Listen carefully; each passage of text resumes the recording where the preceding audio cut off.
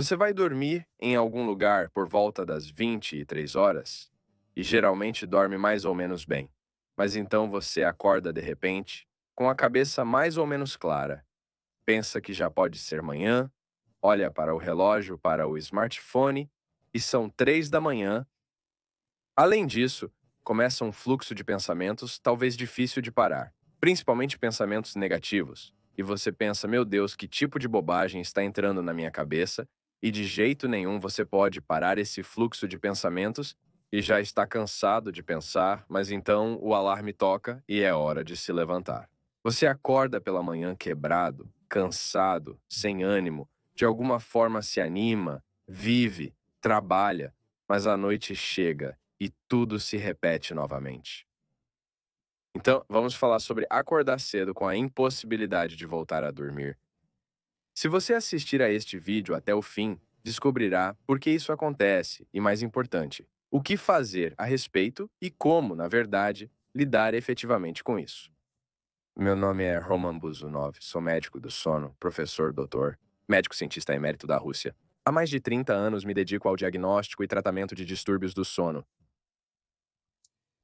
Por que temos despertares precoces com a incapacidade de voltar a dormir? Para isso, precisamos mergulhar um pouco na fisiologia, e então você entenderá melhor por que tudo isso acontece. Vou começar, talvez, com um experimento um pouco estranho, quando no primeiro ano do instituto, pegamos um sapo e mergulhamos sua pata em uma concentração crescente de ácido sulfúrico. Primeiro, essa pata começou a se mexer mais forte, e depois de algum tempo parou completamente de se mexer.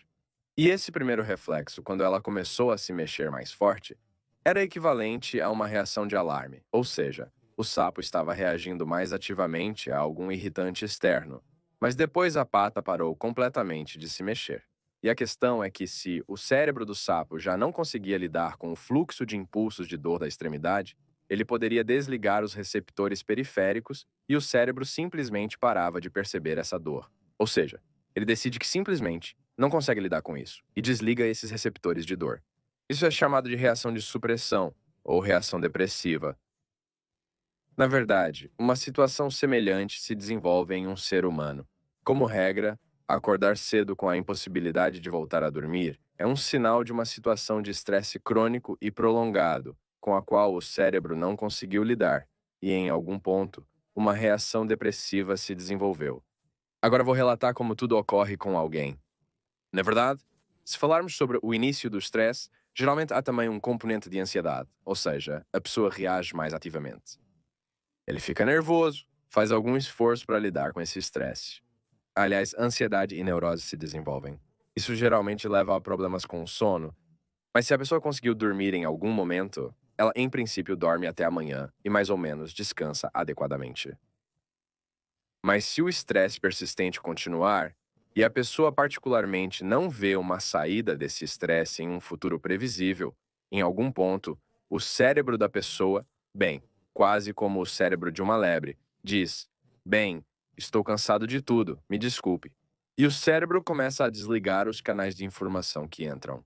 Ou seja, a memória é especificamente reduzida, ou seja, a pessoa para, o cérebro para de querer lembrar de algo. Ou seja, não é uma real diminuição de memória, como demência esperada em idosos, por exemplo. É simplesmente que o cérebro não quer lembrar de nada. Especificamente, sentimentos e emoções são reduzidos. É uma espécie de síndrome apático-abúlica, quando nem positivos nem negativos, tudo parece meio embotado. A pessoa perde a sensação de perspectiva, ou seja, o cérebro está em algum tipo de casulo e ele não quer nada. E durante o dia, ele tenta se afastar de qualquer informação que possa perturbá-lo. Mas quando o nosso córtex é inibido e a casca subcortical é perturbada à noite, especialmente na segunda metade da noite, quando temos mais do chamado sono-movimento rápido dos olhos, quando o cérebro processa as informações acumuladas durante o dia, além do que já está em nossa memória de longo prazo, o cérebro deve tomar algumas decisões nesta situação. Pensar sobre como agir a seguir, adaptar-se ao ambiente e formar a memória de longo prazo. E se o estresse já está cansando a pessoa, o cérebro se volta para essa situação, mas especialmente se é um estresse interminável, e ele não sabe o que fazer com isso. Ele não consegue se acalmar, esquecer ou entender como formar algum reflexo ou memória de longo prazo, nem como lidar com isso de forma grosseira. Ele se agita, mais adrenalina, cortisol, e neste momento ocorre tal despertar repentino do cérebro, aliás, com um fluxo de pensamentos difícil de parar. Ou seja, o que o cérebro não pensou durante o dia, ele começa a pensar à noite. E depois de pensar em algo assim até amanhã, a pessoa naturalmente fica cansada. Ela não dormiu, ela não descansou. Além disso, o cérebro está sobrecarregado. Essa é a processamento de informações, tanto no sono quanto depois. Meio consciente, meio inconsciente, seja sono, seja meio sonho. E, naturalmente, a pessoa acorda novamente sem qualquer disposição, em um estado de exaustão, e assim por diante, e assim por diante. Ou seja, em geral, este é um sintoma característico de um estado depressivo em desenvolvimento. Além disso, isso é chamado de depressão reativa. Temos depressões psiquiátricas dentro do espectro do transtorno bipolar, depressão recorrente, e temos como uma reação ao estresse ou uma reação depressiva do sistema nervoso em resposta ao estresse crônico. Bem, os sintomas são praticamente os mesmos. Embora eu queira dizer que geralmente as depressões endógenas são mais pesadas, há mais pensamentos suicidas, tentativas de suicídio. A situação aqui chega a um estado tão pesado, mas ainda assim a pessoa continua sofrendo. Além disso, as perturbações crônicas do sono que surgem tornam-se uma situação estressante em si. A pessoa não vê uma saída disso, e a própria perturbação do sono torna-se também depressogênica. Ou seja, surge uma espécie de bola de neve, um círculo vicioso, quando o estresse desencadeia a perturbação do sono, e a perturbação do sono ainda mais intensifica o estresse e causa ainda mais, na verdade, a continuação da perturbação do sono. É uma situação desagradável assim. O que pode ser feito sobre isso? Bem, na verdade, se você for ao médico com essas queixas, em 95% dos casos, você será diagnosticado com depressão e prescrito antidepressivos. E, em geral, eu quero dizer que até certo ponto, isso é uma possível saída da situação, no sentido de que eles permitem aliviar os sintomas depressivos, estabilizar o sistema nervoso e não permitem que a situação progrida. Mas ao mesmo tempo surge uma questão. Mas isso não é uma situação psiquiátrica qualquer. É uma reação do corpo ao estresse crônico. E aqui podem haver várias opções. O primeiro é quando você simplesmente olha para a sua vida e pensa sobre o que pode mudar para eliminar esse estresse crônico que levou a este estado depressivo. Não sei, o chefe é um reclamão? Sim, e você escolhe trocar de trabalho. Ou, por exemplo, existem alguns relacionamentos tóxicos entre as pessoas, e você simplesmente decide que não precisa mais desses relacionamentos. E às vezes, apenas o fim de uma situação estressante prolongada leva ao fato de que, após algum intervalo de tempo suficientemente perceptível, um mês, dois, três, o sono também começa a melhorar, e o humor geral começa a melhorar, porque você resolveu a própria situação estressante. E a próxima opção possível, se ainda tendemos a não prescrever medicamentos, é a aplicação da chamada terapia cognitivo-comportamental para estresse, ansiedade, depressão e insônia, que, por assim dizer, também está presente. Na verdade, é um manual ou até mesmo um autodidata sobre a tecnologia da serenidade planejada. É uma nova teoria e prática que tem se desenvolvido em todo o mundo nos últimos 3 a 4 anos, que ensina as pessoas a lidar melhor com o estresse. A própria tecnologia pressupõe que usamos técnicas de relaxamento específicas ao longo do dia, quando ensinamos uma pessoa a sair periodicamente de uma situação estressante. Mesmo que ele não perceba que está lá, são técnicas de respiração. É mindfulness, por exemplo, durante as refeições, durante o exercício físico. É trabalhar com a imagem da vida. É trabalhar com o pensamento. É um trabalho.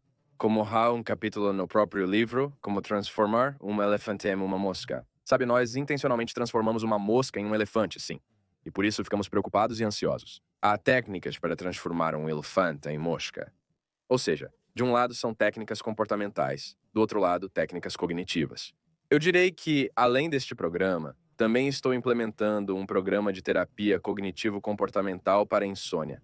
E por isso você vê na tela outro livro, chamado Como Vencer a Insônia, Sono Saudável em 6 Semanas. Nós, inclusive, a redigimos com minha colega Sofia Cherkasova, e essa já é a situação em que a pessoa desenvolveu insônia crônica. porque cerca de 3 meses de uma situação crônica que realmente perturbou o sono são suficientes. Os reflexos condicionados de medo de não dormir, a cama insônia, o pensamento negativo e a previsão, o comportamento desadaptativo, ou seja, a pessoa começa a tentar compensar, deitar mais cedo, levantar mais tarde, tentar dormir durante o dia.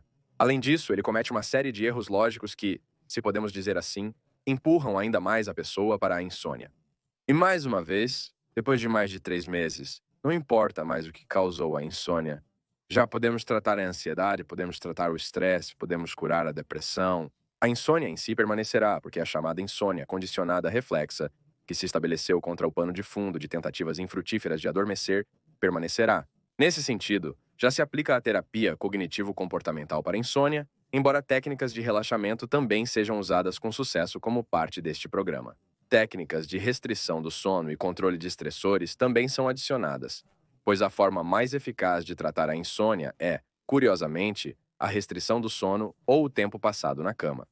Bem, em geral, se você tem essa insônia crônica, estresse crônico, por favor, venha até nós. Na descrição deste vídeo, em primeiro lugar, você encontrará links para esses livros notáveis. Você pode comprá-los em livrarias ou marketplaces. Bem, se você tem um problema sério o suficiente, venha até nós para uma consulta e podemos ajudar efetivamente com estresse, ansiedade, depressão e insônia, implementando programas de relaxamento planejado ou implementando um programa de tratamento de insônia chamado Terapia Cognitivo-Comportamental para Insônia. E, de fato, se aumentarmos a resistência ao estresse do sistema nervoso, se uma pessoa começar a se preocupar menos, ter menos pensamentos negativos durante o dia, ela se estressa menos e o sistema nervoso se torna muito mais estável. Então, esses despertares noturnos, eles começam a desaparecer em direção à manhã. Isso é um indício de que a pessoa está iniciando sua recuperação. Digamos, ele acorda às 3 da manhã, digamos. O sistema nervoso se tornou mais estável. Começa a acordar às 4, depois às 5, depois às 6. Não há resultados instantâneos aqui, geralmente leva várias semanas ou até meses para um processo de treinamento, se podemos dizer assim, para estabilizar o sistema nervoso. Mas é uma técnica e metodologia muito eficaz que permite lidar com esses despertares precoces sem o uso de antidepressivos. Por outro lado, é possível uma combinação de terapia cognitivo-comportamental e tratamento antidepressivo. A única coisa importante a entender é que, se prescrevemos antidepressivos, quando prescrevo antidepressivos, penso principalmente em quando vou cancelá-los. Sim, podemos estabilizar o sistema nervoso, sim, podemos obter um bom efeito e permitir 6 a 8 meses, 12 meses de uso de antidepressivos. Tudo estará bem. Mas depois, se os cancelarmos e a pessoa não mudou nada em sua vida, ou seja, ele não removeu a situação estressante, ele não aumentou a resistência ao estresse, digamos que ele não aumentou a resistência ao estresse, então, cancelando os antidepressivos, e os fatores predisponentes originais permaneceram, literalmente, o menor fator provocador adicional. Há uma recaída imediatamente. E, infelizmente, a probabilidade de recorrência da mesma depressão reativa ou insônia em um contexto de situação estressante contínua, se a pessoa não tomou nenhuma medida para estabilizar o sistema nervoso, é quase 80% ao ano, o que requer a prescrição de antidepressivos novamente. Portanto, se ainda falamos de abordagens cognitivo-comportamentais para o tratamento do estresse, ansiedade, depressão e insônia, elas são praticamente tão eficazes quanto os antidepressivos.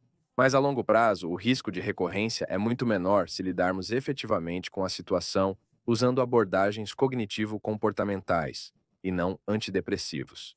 Em geral, espero que agora você entenda por que ocorrem despertares precoces e, o mais importante, como lidar efetivamente com eles.